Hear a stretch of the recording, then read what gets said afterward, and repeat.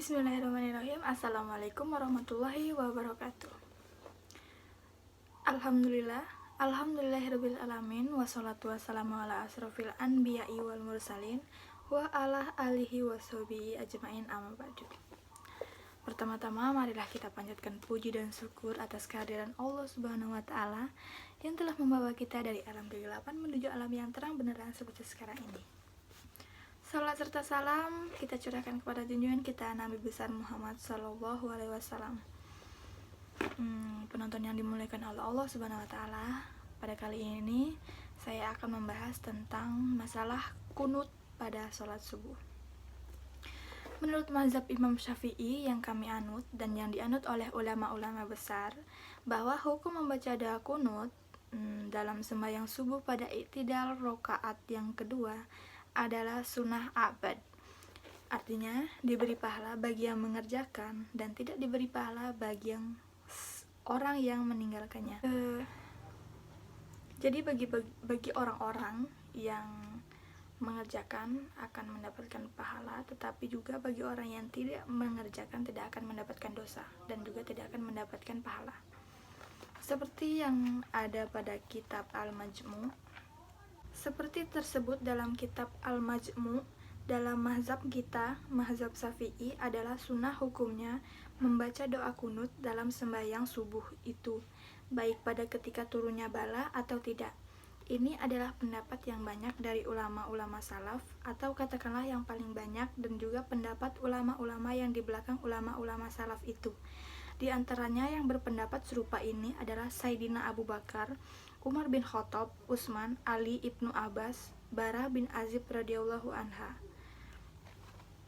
Dalam keterangan Imam Nawawi ini dapat dipahamkan bahwa sahabat Nabi yang utama semuanya membaca doa kunut pada saat sholat subuh, dan para sahabat-sahabat ini adalah hujatul ummah atau pemimpin umat Islam yang seharusnya diikuti oleh segenap umat Islam.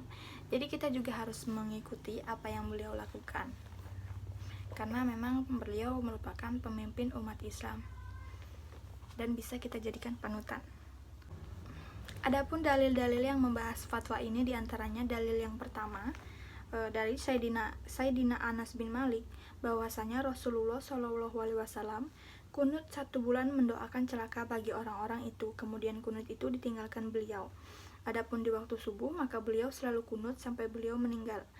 Hadis riwayat Imam Baihaqi dan Daruqutni. Penjelasan hadis di atas ialah dulu, pada zaman dahulu,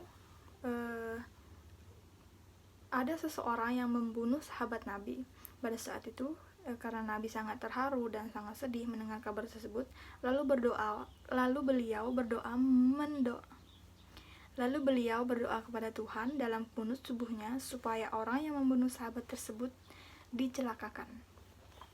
Karena doa tersebut adalah doa untuk mencelakakan orang lain, hal tersebut dihentikan karena dilarang oleh Tuhan dengan firman-Nya,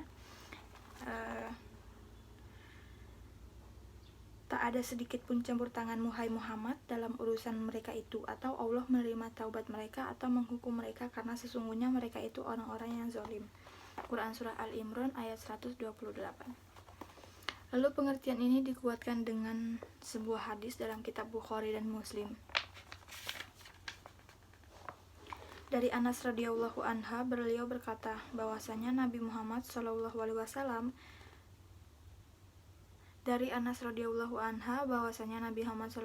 Wasallam kunut sebulan sesudah ruku, meminta celaka bagi sebuah suku dari Arab Baduy, kemudian Nabi meninggalkan kunut itu. Hadis riwayat Bukhari dan Muslim. Jadi jelaslah di sini bahwa Nabi Muhammad itu meninggalkan mendoakan orang celaka, bukan meninggalkan doa kunut yang biasa kita kerjakan pada sholat subuh. Kemudian dalil yang kedua tersebut dalam hadis Abu Daud yang berisi dari Bara bin Azib, beliau berkata bahwasanya Nabi Muhammad SAW kunut pada sembahyang subuh. Jelaslah bahwa Nabi kita berkunut pada subuhnya, dan kita pun harus mengikutinya karena Nabi adalah ikutan yang baik bagi kita, atau panutan yang baik yang harus kita ikuti.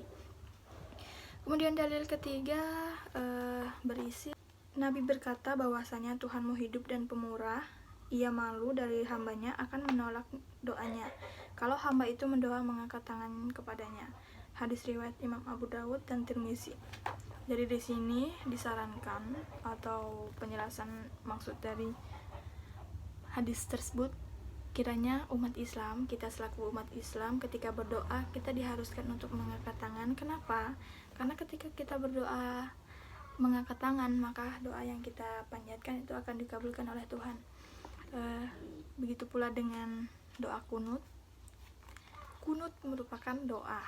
Kunut adalah sebuah doa, maka dari itu ketika kita membaca doa kunut maka kita diharuskan untuk mengangkat tangan sesuai dengan hadis yang saya sebutkan tadi. Adapun pendapat ulama Islam tentang kunut seperti tersebut dalam kitab yaitu tiada kunut dalam sembahyang subuh selain kecuali ada bala maka boleh kunut kalau imam menyukai. Maksud beliau adalah bahwa kunut hanya dilakukan dalam sembahyang subuh, bukan pada 4 waktu sholat lainnya selain subuh, yaitu zuhur, asar, maghrib, dan isya. Kecuali sedang mendapatkan bala atau musibah, maka doa kunut bisa dilakukan pada waktu sholat lainnya selain subuh. Selain itu, selain orang-orang yang mendukung adanya doa kunut, ada pula orang-orang yang menentang kunut atau anti kunut. Ada seseorang yang memajukan dalil bahwa Ibnu Abbas mengatakan kunut dalam sembahyang subuh itu bid'ah. Ini diriwayatkan dalam kitab hadis Baihaqi. Untuk menanggapi hadis tersebut, hadis ini sangat dhaif dan sangat lemah, tidak patut untuk dijadikan dalil dalam syariat Islam. Karena salah seorang yang merawikan hadis ini terdapat Abu Lailah Al-Kufi yang diriwayatnya matruk atau ditolak oleh ahli-ahli hadis. Jadi kesimpulannya, membaca kunut pada waktu subuh itu hukumnya sunnah, mendapat pahala bagi apabila dilakukan dan tidak berdosa apabila ditinggalkan. Dan jangan lupa ketika kita membaca kunut, kita diharuskan untuk mengangkat tangan supaya doa kita cepat terkabul. Mungkin itu saja yang dapat saya sampaikan. Kurang dan lebihnya saya mohon maaf. Akhir kata, wassalamualaikum warahmatullahi wabarakatuh.